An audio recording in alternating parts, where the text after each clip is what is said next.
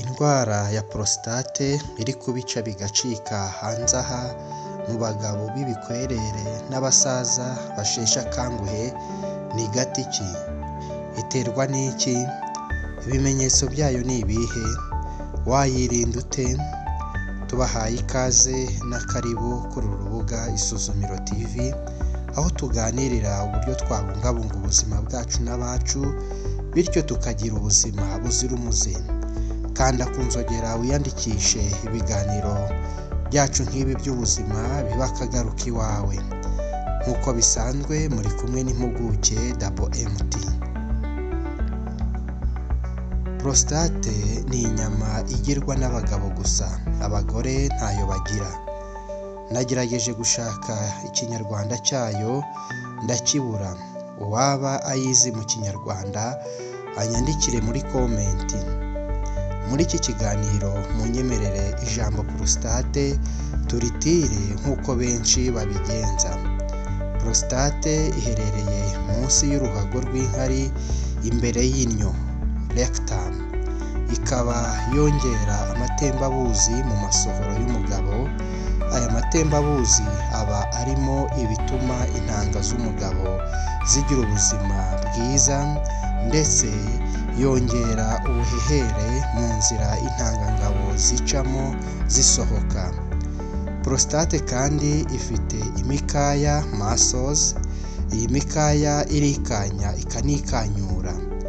Iyo yikanya ihatira amasohoro y'umugabo gusohokana imbaraga. Ibi ni nka kumwe iyo ukanze amabere y'inka, amata asohokana imbaraga akirasa kure n'imbaraga nyinshi. Uburwayi bwa prostate ni bwinshi.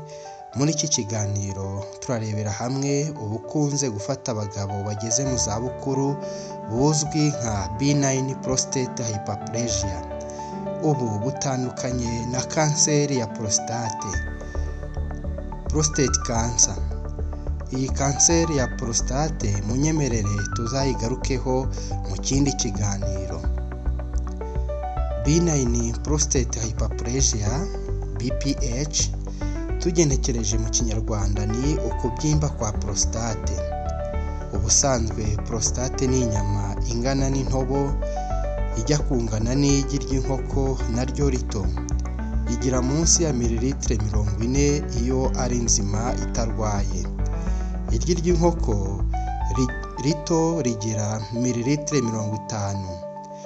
Iyo yabyimbye prostate ishobora no kugira mililitire 200. Iyo yabyimbye kandi ituma inkari zidasohoka, yewe n'amasohoro ntabwo asohoka neza, kuko inzira acamo iba yafunzwe na prostate yabyimbye. Ibi bisa no gukandagira umupira wa plastique wanyuragamo amazi ntaba akibonye inzira. Prostate yabyimbye nayo ikanda umuheha ucamo inkari n'amasohoro, bityo ntibisohoke neza. Uku kubyimba kwa prostate guterwa n'iki?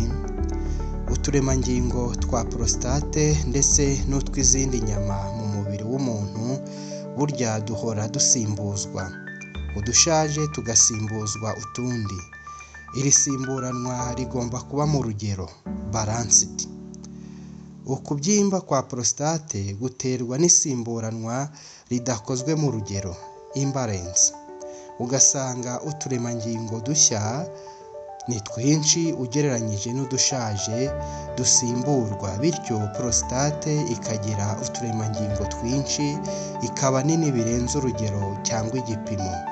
Abagabo benshi iyo bageze mu myaka 40, imibiri yabo itangira kunanirwa gukora uturemangingo twa prostate duhuye n'utugomba gusimburwa dushaje, igakora twinshi birenze igipimo, bityo prostate ikaba nini birenze urugero cyangwa igipimo.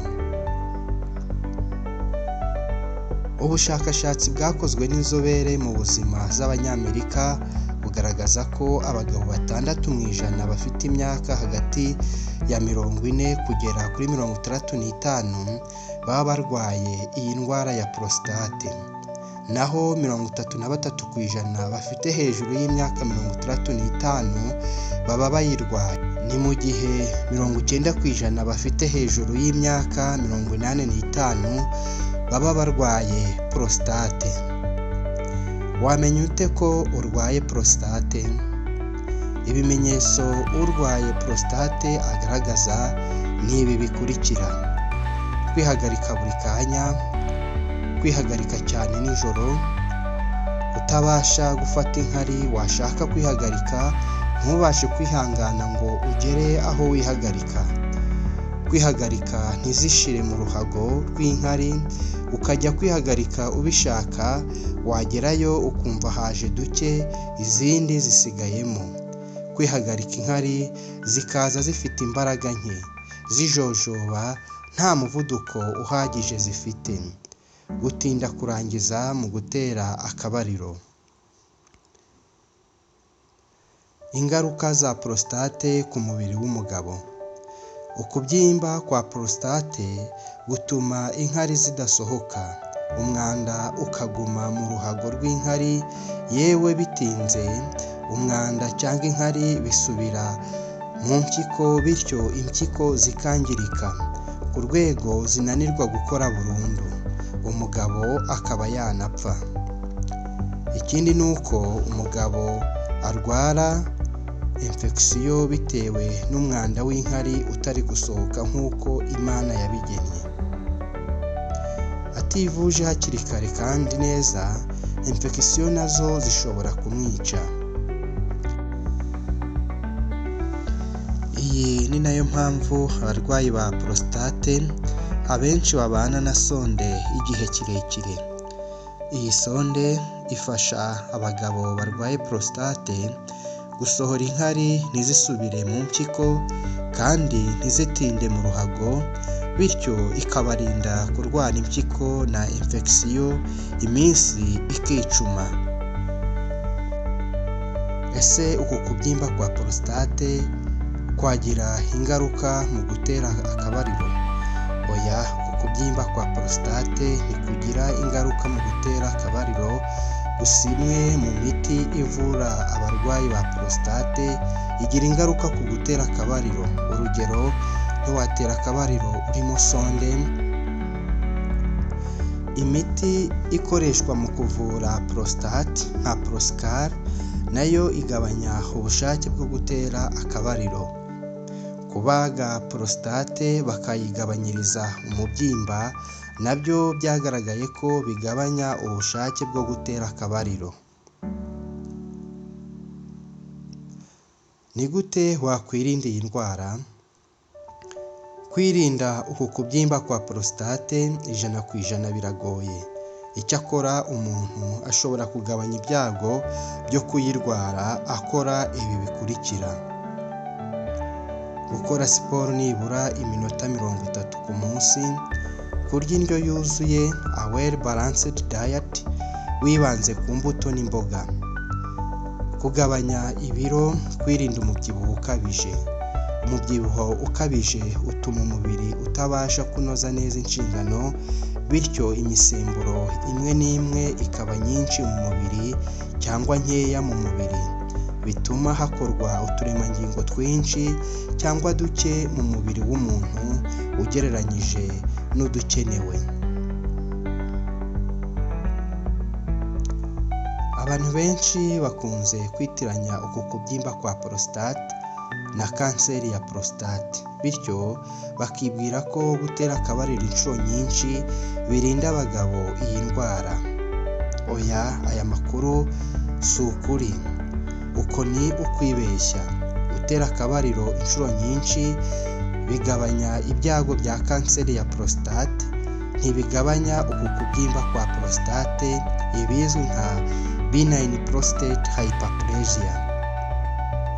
Turabashimiye, naho ubutaha aho tuzagaruka kuri kanseri ya prostate mu buryo bwimbitse.